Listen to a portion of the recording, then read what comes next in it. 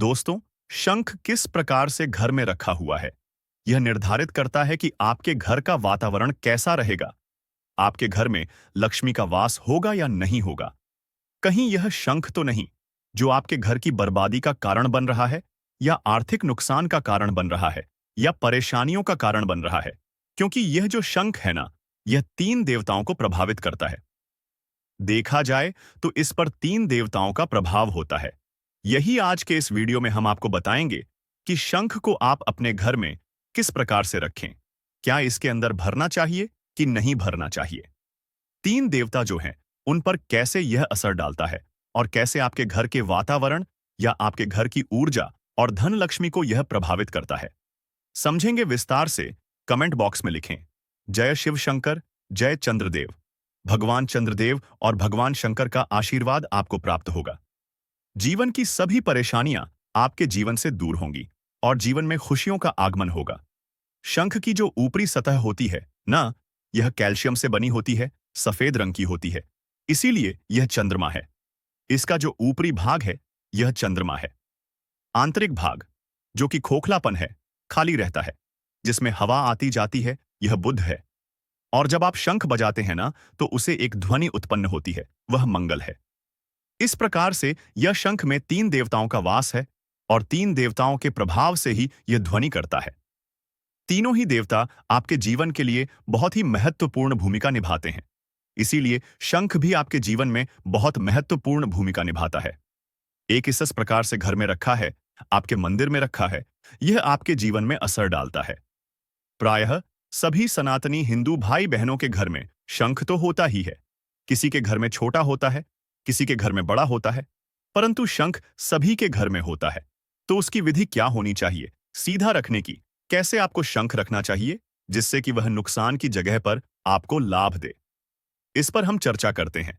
घर के मंदिर में शंख को हमेशा सीधा ही रखना चाहिए। हम आपको वीडियो में दिखा देते हैं। देखिए, बहुत से जो लोग हैं ना, ये इस प्रकार से रखते हैं, जो खोखला हिस्सा है ना, उसको नीचे रख देते हैं। तो उनको ऐसा लगता है कि उन्होंने इसको सीधा रखा है। नहीं नहीं, यह विधि गलत है। ऐसे आपको शंख नहीं रखना चाहिए। दूसरा, शंख को नीचे तो बिल्कुल भी नहीं रखना चाहिए। आप ऐसे सतह पर रख देते हैं, उल्टा करके। वह नहीं, इसके लिए जो उसका खोखला हिस्सा है ना, खाली हिस्सा है, ये ऊपर की तरफ आना चाहिए, और उसके नीचे पात्र रखा होना चाहिए। पात्र में रखिए और ऊपर रखिए खोखले हिस्से को, तब ये होगा इसका सीधा हिस्सा। अब आता है दूसरी बात, कि जब आप घर के मंदिर में रखते हैं ना इसको, तो जहां इसको रखें और घर में आपकी कोई प्रतिमा है मंदिर में, तो उसकी जो चोंच है ना, वो भगवान की प्रतिमा की तरफ होनी चाहिए, और जो फूंक मारने का हिस्सा होता है, वो आपकी तरफ होना चाहिए। ये इसका तरीका सही रहेगा। प्रतिमा की तरफ उसकी चोंच को रखिए, और दूसरा जो हिस्सा है हवा, जो फूंक मारने वाला, वह अपनी तरफ रखिए। दो चीज बहुत से लोग जानते होंगे कि शंख दो प्रकार के होते हैं, एक पूजा वाला और एक बजाने वाला। तो बहुत लोग क्या करते हैं कि उसी को बजाते हैं और उसी को पूजा में इस्तेमाल करते हैं। ऐसा नहीं करना है। जिस शंख को आप मुख से बजा रहे हैं ना, उसको पूजा में इस्तेमाल नहीं करना है। ऐसा आपको नहीं करना चाहिए। बजने वाला शंख, जिसको नियमित रूप से आप बजाते हैं, उस शंख को इस प्रकार से रखें जो हमने बताया है आपको, इस प्रकार से। और वो जो खाली हिस्सा है ना, इसमें उसमें आप जल भर दीजिए। हाँ, उसमें जल भर के उसको रख दीजिए। फिर बताते हैं, भगवान की तरफ चोंच होगी, आपकी तरफ उसका बजाने वाला हिस्सा होगा। जल उसमें भर के रख दीजिए, और दोनों शंख अलग रखिए। अगर आप बजाते हैं तो बजाने वाला रखिए, और अगर आपका जो शंख है वह पूजा वाला है, तो पूजा वाले शंख में आपको जल नहीं भरना है। पूजा वाले शंख में आपको भरने हैं चावल। जिस शंख को आप बजाते हैं उसको जल भर के रखिए, और जिस शंख को आप पूजा में इस्तेमाल करते हैं उसमें आप चावल भर के रखिए, और ₹1 का सिक्का या चांदी का सिक्का जो आपके पास हो ना, वह सिक्का उसके अंदर रखिए। इस प्रकार से उसमें सिक्का डाल दीजिए। चावल भर के आप उस शंख को रखिए जिसको कि आप पूजा में रखने वाले हैं, और बजाने वाले शंख में आप जल भर के रखेंगे। इस प्रकार से आपको रखना चाहिए। अच्छा, जो बजाने वाले शंख में जल भरेंगे ना, उस जल को आप अगले दिन मंदिर में छिड़काव कर लीजिए। मंदिर में छिड़काव करना है, भगवान की प्रतिमाओं पर नहीं, मंदिर में छिड़काव कर लीजिए। इस प्रकार से वह जल यूज भी हो जाएगा आपके यहाँ पे, और इस प्रकार से आपको शंख घर में रखना है। यही विधान है। अगर आपके घर में मंदिर में आप शंख रखते हैं तो आप इसी प्रकार से शंख को रखें। अवश्य ही आपको लाभ होगा।